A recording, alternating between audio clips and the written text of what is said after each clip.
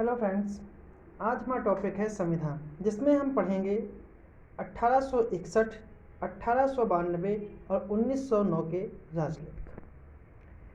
1857 की महान क्रांति के बाद ब्रिटिश सरकार ने महसूस किया कि भारत में शासन चलाने के लिए भारतीयों का सहयोग लेना आवश्यक है।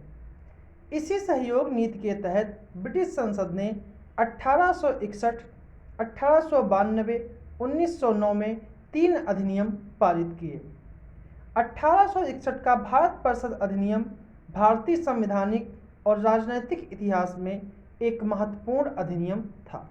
तो पढ़ते हैं 1861 के अधिनियम की विशेषताएं। इसकी विशेषताओं में जो पहला है कि इसके द्वारा कानून बनाने की प्रक्रिया में भारतीय प्रतिनिधियों को शामिल करने की शुरुआत हुई। इस प्रकार वायसराय कुछ भारतीयों को विस्तारित परिषद में गैर सरकारी सदस्यों के रूप में नामांकित कर सकता था।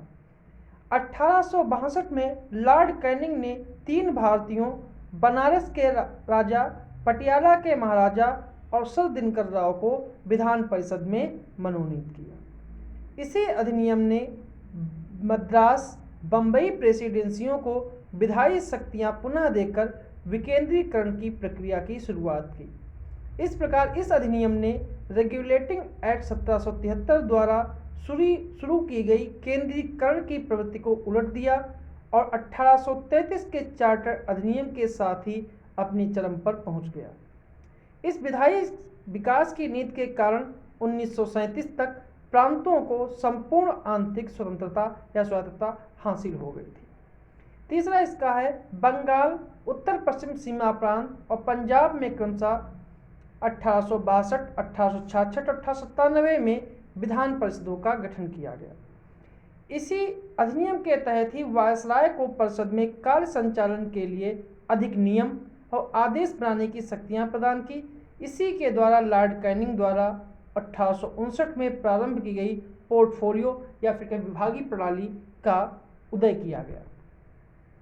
पांचवा पॉइंट इसका है कि इसी अधिनियम ने वायसराय को आपातकाल में बिना काउंसिल की संस्तुति के अध्यादेश जारी करने का अधिकार दिया गया और ऐसे अध्यादेशों की अवधि मात्र 6 माह की होती थी। अब हमारा है 1892 के अधिनियम की विशेषताएं। इसके माध्यम से केंद्रीय और प्रांतीय विधान परिषदों में अतिरिक्त या गैर सरकारी सदस्यों की संख्या बढ़ाई गई, लेकिन बहुमत सरकारी सदस्यों का ही रहता था। इसने विधान परिषदों के कार्यों में वृद्धि करके उन्हें बजट पर बहस करने का और कार्यपालिका के प्रश्नों का उत्तर देने के लिए अधिकृत किया गया। अब आते हैं 1909 के अधिनियम की विशेषताएं। इस अधिनियम को मार्ले मिंटो सुधार के नाम से भी जानते हैं। उस समय लॉर्ड मार्ले इंग्लैंड में और भारत के राज सचिव थे और मिंटो भारत में वायसराय थे। इसके पॉइंट में पहला पॉइंट है कि 1909 के अधिनियम ने केंद्रीय और प्रांतीय विधान परिषदों के आकार में काफ़ी वृद्धि की गई। केंद्रीय परिषद में इनकी संख्या 16 से 60 हो गई और प्रांतीय विधानसभा में इनकी संख्या एक समान नहीं होती थी, क्योंकि जनसंख्या के अनुपात में ही सदस्यों की संख्या रखी जाती थी। दूसरा पॉइंट है, इसने केंद्रीय परिषद में सरकारी बहुमत को बनाए रखा, लेकिन प्रांतीय परिषद में गैर सरकारी सदस्यों के बहुमत की अनुमति थी। तीसरा पॉइंट है, इसने दोनों स्तरों पर विधान परिषदों की चर्चा कार्यों का दायरा बढ़ाया।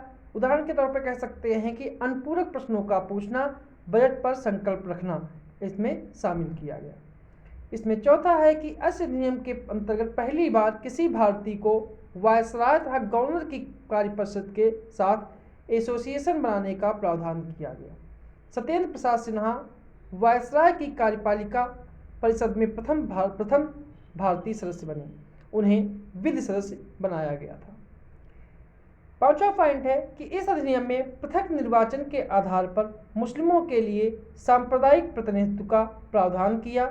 इसके अंतर्गत मुस्लिम सदस्यों का चुनाव मुस्लिम मतदाता ही कर सकते थे। इस प्रकार इस अधिनियम ने सांप्रदायिकता की वैधानिकता प्रदान की और लॉर्ड मिंटो को सांप्रदायिक निर्वाचन के रूप में सांप्रदायिक निर्वाचन के जनक के रूप में जाना जाता है। छठा इसका पॉइंट है, इसने presidency corporation, chambers of commerce, विश्वविद्यालयों और जमींदारों के लिए अलग प्रतिनिधित्व का भी प्रावधान किया।